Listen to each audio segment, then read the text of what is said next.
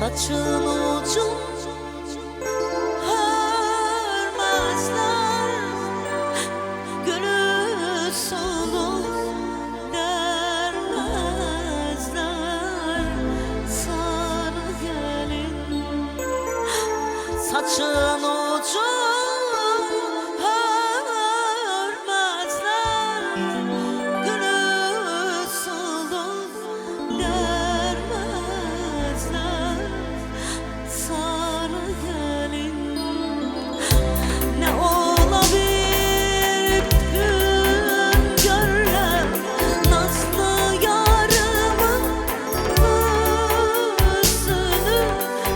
Neynim aman aman, neynim aman aman, sarı gelin. Seni bana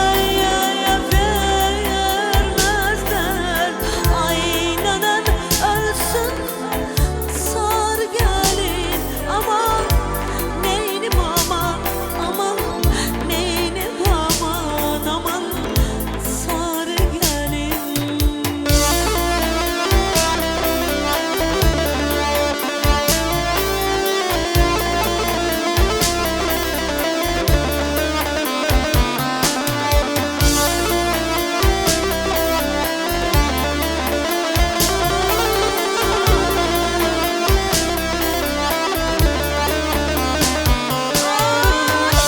Bu derenin uzunu çoban kaytar kuzunu.